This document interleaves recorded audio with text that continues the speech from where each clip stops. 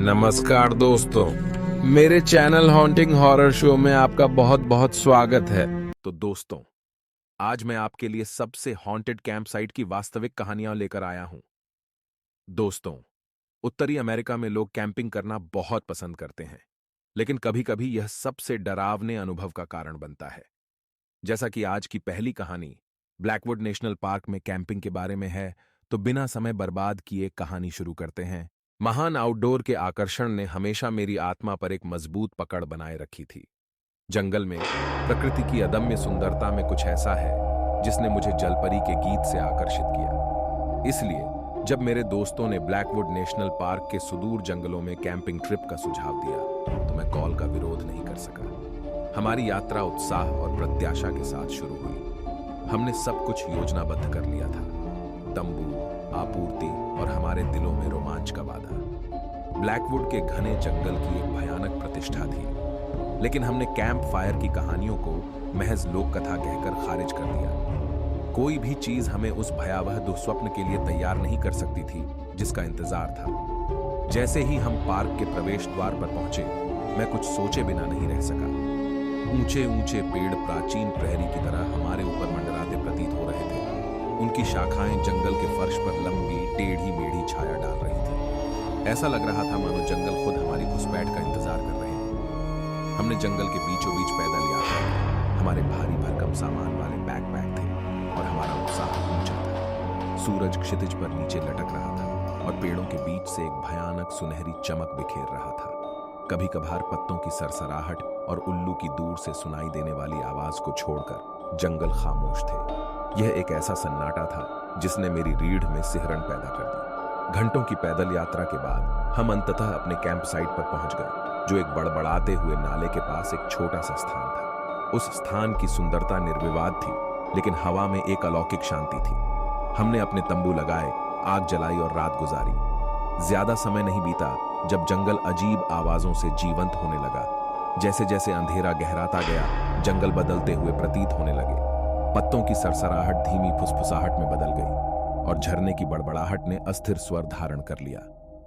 परछाइयां हमारे camp fire की परिधि के चारों ओर नृत्य कर रही थीं, और मैं इस भावना को हिला नहीं सका कि हमें देखा जा रहा था। जैसे जैसे रात बीतती गई, बेचैनी घने कोहरे की तरह हमारे ऊपर छा गई। हमने अजीब आवाजों के लिए जंगल के रहस्यों को जिम्मेदार ठहराते हुए इसे हंसी में उड़ा दिया। लेकिन जब हमारी एक दोस्त सारा अचानक गायब हो गई, तो हमारी हंसी उन्मत्त घबराहट में बदल गई। हमने उसका नाम पुकारते हुए जंगल में खोजबीन की, लेकिन उसका कोई पता नहीं चला। जंगल ने उसे पूरी तरह निगल लिया और ऐसा लगा मानो वह वहां कभी गई ही ना हो। हमारे दिलों में डर बैठ गया और हमें एहसास हुआ कि कुछ बहुत गलत था। घंटों बीत गए और सारा की हमारी खोज व्यर्थ साबित हुई। थके हुए और भयभीत होकर हम कम होती कैंप फायर के चारों ओर छिप गए। हमारे चेहरे भय से पीले पड़ गए। जंगल असंभव रूप से शांत हो गया था, मानो उसने अपनी सांस रोक रखी हो और हमारे गलत कदम उठाने का इंतजार कर रहा हो। तभी हमने इसे सुना, एक धीमी कंठस्थ गुर्राहट जो सभी दिशाओं से आती हुई प्रतीत हुई। यह ऐसी ध्वनि थी जो मैंने पहले कभी नहीं सुनी थी। एक मौलिक हिंसक शोर जिसने मेरी रगों में आतंक दौड़ा दिया। आग की तेज आवाज से हमारे आसपास के पेड़ों पर डरावनी टिमटिमाती छाया पड़ गई। अंधेरे में हमने सारा की आवाज सुनी, दूर से और बेहोश होकर मदद के लिए पुकार रही थी। बिना सोचे समझे हम उसकी चीखों की डरावनी गूंज का पीछा करते हुए जंगल में और अंदर चले गए। यह ऐसा था मानो जंगल ही हमें जाल में फंसा रहा हो, और फिर भी हम अपने दोस्त को नहीं छोड़ सकते। जंगल मुड़े हुए पेड़ों और बदलती छायाओं की भूल भुलैया बन गई। हवा ठंडी हो गई और आसन्न विनाश की भावना हमारे ऊपर हावी हो गई। सारा की चीखें तेज हो गई और अधिक हताश, लेकिन ध्वनि का स्रोत मायावी बना रहा, हमेशा पहुंच से बाहर। हम अचानक एक साफ जगह पर पहुंचे और वहां हल्की चांदनी में हमने उसे देखा। सारा बीच में खड़ी थी। उसकी आंखें खाली थीं। उसका शरीर मानो मदहोशी में झूल रहा था। उसकी आवाज में एक भयानक अलौकिक गुण आ गया था, और यह स्पष्ट था कि वह अब वह नहीं थी। जैसे ही हम पास आए, अंधेरे से एक आकृति उभरी, कटे हुए अंगों और खोखली आंखों वाला एक प्राणी जो हमारी आत्माओं को छेदता हुआ प्रतीत होता था। यह मानवता का एक विभत्स विकृत उपहास था और इसने सारा को अपनी गिरफ्त में ले लिया। कंठस्थ गुर्राहट के साथ वह हम पर झपटा और हमारी चीखें रात भर गूंजती रहीं। जब हम उस दुःस्वप्न प्राणी के विरुद्ध अपने जीवन के लिए संघर्ष कर रहे थे तो अराजकता फैल गई। ऐसा लग रहा था कि जंगल हमारे खिलाफ साजिश रच रहे हैं, वहीं पेड़ दुष्ट प्रहरी की तरह छिप रहे हैं। सारा की आवाज एक भयावह कोरस, निराशा की एक सिम्फनी बन गई थी जो हमें पागलपन की ओर ले जाने की धमकी देती थी। अंत में हम सारा को पीछे छोड़ते हुए प्राणी की पकड़ से मुक्त होने में कामयाब रहे। हम रात भर लड़खड़ाते हुए भागे, हमारे दिल दहशत से धड़क रहे थे। ऐसा लग रहा था कि जंगल अंतहीन रूप से फैला हुआ है, अंधेरे का कभी न खत्म होने वाला चक्रव्यूह। आखिरकार हमें ब्लैकवुड नेशनल पार्क से बाहर निकलने का रास्ता मिल गया। हमारे शरीर क्षत विक्षत थे और हमारे मन उस भयावहता से आहत थे जो हमने देखी थी। सारा कभी नहीं मिली और उसका गायब होना एक भयावह रहस्य बना हुआ है। उत्साह और रोमांच के साथ शुरू हुई कैंपिंग यात्रा एक दुहा स्वप्न में बदल गई थी जो हमें जीवन भर परेशान करती रहेगी। ब्लैकवुड के जंगलों ने अपने भयावह रहस्यों को उजागर कर दिया था और मैं हमेशा इस ज्ञान से प्रेत बाधित रहूंगा कि इस दुनिया में ऐसे स्थान हैं जहां वास्तविकता और दुःस्वप्न के बीच की रेखा धुंधली हो जाती है, जहां जंगल में अकथनीय भय होता है। ये कैंपिंग हॉरर के बारे में पहली कहानी थी और अब दूसरी कहानी है। महान आउटडोर हमेशा मेरे लिए एक खास आकर्षण रखता था। जंगल में एक निर्विवाद जादू है, एक अदम्य सुंदरता जो मुझे एक पतंगे की तरह लौ की ओर खींचती है। इसलिए जब मेरे दोस्तों ने विशाल पाइन रिज वन के बीचों बीच एक कैंपिंग यात्रा का प्रस्ताव रखा तो मैंने निमंत्रण स्वीकार करने में संकोच नहीं किया। मुझे नहीं पता था कि यह साहसिक कार्य हमें एक भयावह दुःस्वप्न में डुबो देगा जो तर्क की सीमाओं को पार कर जाएगा। हमारी यात्रा बीहड़ इलाके और तारों से भरे आकाश के नीचे रातें बिताने के वादे के साथ शुरू हुई। हमने अपने तंबू, सामान और एक अविस्मरणीय साहसिक यात्रा पर निकलने के उत्साह को पैक करते हुए सावधानीपूर्वक तैयारी की थी। पाइन रिज वन जंगली जंगल का एक विशाल विस्तार रोजमर्रा की जिंदगी की नीरसता से बचने के लिए आदर्श स्थान था, लेकिन हमें इसकी गहराई में छिपे गहरे रहस्यों का अंदाजा नहीं था। जैसे ही हम जंगल के किनारे पर पहुंचे, हमारी रगों में उत्साह की एक सिहरन दौड़ गई। ऊंचे ऊंचे पेड़ हमारे ऊपर मंडरा रहे थे, उनकी घनी छतरी सूरज को ढक रही थी, जिससे एक अलौकिक माहौल बन रहा था जिसने हमें मोहित भी किया और हतोत्साहित भी। हम जंगल के मध्य में एक घुमावदार रास्ते का अनुसरण करते हुए चले गए। पेड़ हमारे चारों ओर बंद हो रहे थे, उनकी प्राचीन शाखाएं हड्डी की उंगलियों की तरह आपस में मिल रही थी। हम जितना गहराई में गए, जंगल उतना ही घना होता गया। पेड़ों के नीचे परछाइयां नृत्य कर रही थीं और हवा ठंडी हो गई थी, नम धरती और देवदार की गंध से भारी। ऐसा लगा मानो जंगल ही हमें देख रहा हो, एक संवेदनशील उपस्थिति जो अनदेखी आंखों से हमारी हर गतिविधि को देख रही हो। घंटों की लंबी पैदल यात्रा के बाद हम अंततः अपने चुने हुए कैंप साइट पर पहुंच गए। एक शांत खाड़ी के बगल में एक छोटा सा समाशोधन जो जंगल से होकर गुजरता था। स्थान सुरम्य था, जिसमें क्रिस्टल स्पष्ट जलधारा और विशाल देवदार के पेड़ों का मनमोहक दृश्य था। उत्सुकता से हमने अपने तंबू लगाए, जोरदार कैंप फायर जलाया और रात बिताने के लिए वहीं बस गए।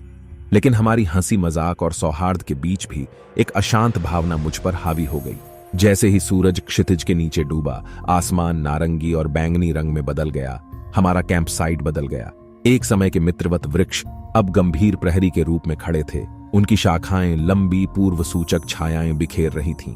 हमारे ऊपर एक भयानक सन्नाटा छा गया जो केवल एक रात के उल्लू की दूर की आवाज से टूट गया। जो जंगल दिन के उजाले में आकर्षक लगते थे, उनमें अब एक अशुभ उपस्थिति दिखाई दे रही थी। अंधेरे की शुरुआत के साथ जंगल में गहन काया पलट हुआ। पत्तों की हल्की सरसराहट धीमी फुसफुसाहट में बदल गई और खाड़ी की सुखदायक बड़बड़ाहट ने एक अस्थिर स्वर ले लिया। परछाइयां घनी हो गईं, हमारे कैंप फायर के चारों ओर एकत्रित हो गईं और एक बेचैन करने वाली भावना हमारे ऊपर हावी हो गई। यह ऐसा था जैसे कि जंगल ही जीवित हों, उन रहस्यों को छिपा रहे हों जिन्हें वह साझा करना चाहता था। हमने भय की बढ़ती भावना को दूर करने की उम्मीद में भूत की कहानियों से अपनी बेचैनी को दूर करने का प्रयास किया, लेकिन फिर फुसफुसाहटें आईं, पहले फीकी और मायावी, जैसे पत्तों के बीच से हवा की सबसे धीमी आह। हमने सुनने के लिए जोर लगाया और ध्वनियों को अपनी कल्पना की उपज कहकर खारिज कर दिया। फिर भी वे डटे रहे।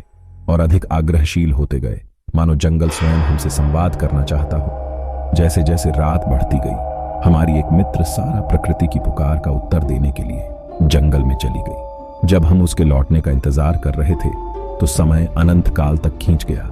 चिंता हमारे दिलों में घर कर गई। हमने स्याह अंधेरे में उसका नाम पुकारा, लेकिन कोई प्रतिक्रिया नहीं मिली। केवल जंगल का बेचैन कर देने वाला सन्नाटा था। उन्मत्त और भयभीत हमने एक खोज दल का आयोजन किया। हमारी फ्लैशलाइटें अंधेरे को भेद रही थीं। ऐसा प्रतीत होता है कि सारा अपने पीछे कोई निशान न छोड़ते हुए हवा में गायब हो गई थी। डर ने हमें घेर लिया, क्योंकि हमें एहसास हुआ कि कुछ बहुत गलत था। हमारी खोज व्यर्थ साबित हुई और सारा हमसे खोई रही। जैसे जैसे रात गहराती गई, हमें एक सिहरन पैदा करने वाला एहसास हुआ। हम उन जंगलों में अकेले नहीं थे।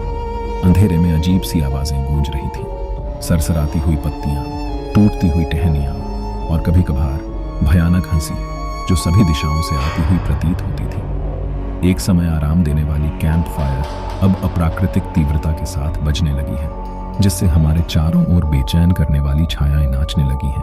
भारी डर के बावजूद हमने रात भर सारा की तलाश जारी रखी। ऐसा लग रहा था कि जंगल हमारे चारों ओर मुड़ रहे हैं और मुड़ रहे हैं। पेड़ एक निरंतर बदलती भूल भुलैया का निर्माण कर रहे हैं। हवा ठंडी हो गई और सारा की चीखें, जो और अधिक उन्मत्त हो गई थीं, रात भर गूंजती रहीं, लेकिन उसकी परेशानी का स्रोत अस्पष्ट रहा, हमेशा पहुंच से बाहर। ऐसा लग रहा था मानो जंगल ही हमारे साथ खिलवाड़ कर रहा हो, हमें सुरक्षा से दूर उसके हृदय में गहराई तक ले जा रहा हो। अंत में हम चंद्रमा की भूतियां रोशनी में नहाए हुए एक छोटे से स्थान पर पहुंचे। वहां केंद्र में सारा खड़ी थी। उसकी आंखें खाली थीं। उसका शरीर मानो अचेतन अवस्था में झूल रहा था और उसकी आवाज एक अलौकिक गुण धारण कर चुकी थी। जैसे ही हम पास आए, छाया से एक आकृति उभरी, मुड़े हुए अंगों और खोखली आंखों वाला एक प्राणी जो हमारी आत्माओं को छेदता हुआ प्रतीत होता था। यह मानवता का एक विचित्र, दुःस्वप्नपूर्ण हास्यानुकृति थी। प्राणी ने सारा को अपनी मुट्ठी में पकड़ लिया और कंठस्थ गुर्राहट के साथ वह हमारी ओर मुड़ गया। उसकी दुर्भावना स्पष्ट थी। जब हम सारा को उस जीव के चंगुल से छुड़ाने के लिए संघर्ष कर रहे थे तो अराजकता फैल गई। ऐसा लग रहा था कि जंगल ही हमारे खिलाफ साजिश रच रहे हैं। वहीं पेड़ हमारे प्रयासों को विफल करने के लिए कटीली शाखाओं के साथ आगे बढ़ रहे हैं। सारा की आवाज एक भयावह कोरस बन गई, पागलपन का शोर जो हमें खत्म करने की धमकी दे रहा था। अंत में हम सारा को पीछे छोड़ते हुए मुक्त होने में सफल रहे। हम रात भर लड़खड़ाते और भटकते हुए भागे। हमारे दिल दहशत से धड़क रहे थे। जंगल अंतहीन रूप से फैला हुआ था, अंधेरे की कभी न खत्म होने वाली भूल भुलैया जिससे बचने का कोई रास्ता नहीं था। आखिरकार हम बुरे सपने वाले जंगल से बाहर निकले।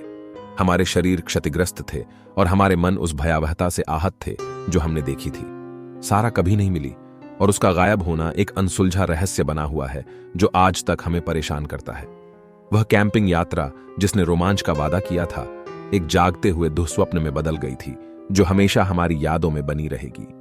पाइन रिज फॉरेस्ट ने अपने भयावह रहस्यों का खुलासा किया था, जो एक भयावह अनुस्मारक के रूप में काम कर रहा था कि इस दुनिया में ऐसे स्थान हैं जहां वास्तविकता और दुःस्वप्न के बीच की सीमाएं धुंधली हो जाती हैं, जहां जंगल स्वयं एक द्वेषपूर्ण शक्ति हो सकता है।